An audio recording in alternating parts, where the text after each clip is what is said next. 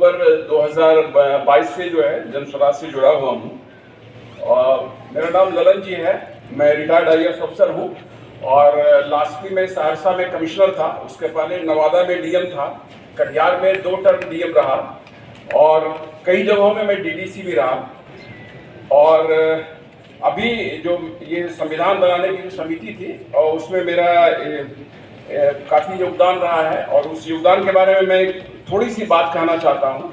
अभी जो उस हॉल में जो डिस्कशन हो रहा था और जो 4 वक्ता पहले बोले, उसका लबोलबाब ये था कि जो जन सत्ता है और जो लोक सत्ता है ये दोनों पैरेलल चलना चाहिए, और यदि इसमें पैरेलल नहीं चलेगा तो निश्चित तौर पर जो है उसमें प्रॉब्लम होगा, तानाशाही भी आ सकती है। बहुत शॉर्ट में मैं बोलना चाहता हूँ। और लक्ष्मणदेव बाबू बहुत अच्छी तरह से गांधी जी के व्यू को रख रहे थे। व्यक्ति है उसकी हमें केयर करनी चाहिए। निश्चित तौर पर जो है प्रजातंत्र जो है आजकल जनरली रिप्रेजेंटेटिव डेमोक्रेसी है। दुनिया में ऐसा एक ही जगह है स्विट्जरलैंड में जहाँ की डायरेक्ट डेमोक्रेसी है, वहाँ एक लैंड्स जिमेंटे फॉर्म होता है।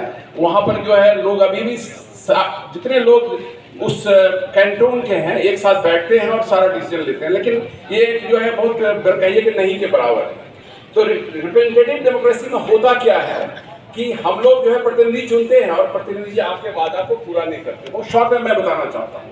तो प्रशांत जी का जो सोच है कि वो हम वैसा प्रतिनिधि चुने जो कि आपकी बात को, जो आपने रखा है, जिन्हें आपने वोट किया है, वो आपकी बात को रखें, और नहीं तो जैसे बहुत सारे लोग इन्होंने बात की थी, जैसे जयप्रकाश जी ने राइट टू रिकॉल की बात की, डॉक्टर लोहिया ने ये कहा। प्रशांत जी का जो सोच है कि हम लोग सही लोग, सही सोच और सामूहिक प्रयास से जो है इसको हासिल कर सकते हैं। जब पहली बार मैं प्रशांत जी से मिला था तो मैंने ये प्रश्न किया था कि सही लोग को चुनना तो बहुत डिफिकल्ट काम है, और वाजपेयी साहब ने एक बहुत फेमस स्टेटमेंट दिया था कि हमारे यहाँ इंस्टीट्यूशन तो अच्छे हैं बट क्राइसिस है कैरेक्टर का। तो हम कहें कि इस माहौल में जो है आज गांधी जी हैं, आज हमारा जो माहौल है इसमें जो सही लोग को चुनना कितना डिफिकल्ट होगा।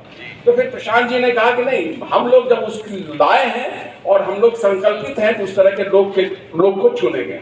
तो ये अवधारणा जो है, जो जिसको आप चुनिएगा वो आपकी बात को जो है जब सत्ता में आ जाएंगे लागू करेंगे। इस बात को जो है मूल मंत्र रखकर जो है मैंने संविधान बनाने का प्रयास किया। धन्यवाद। ललन यादव।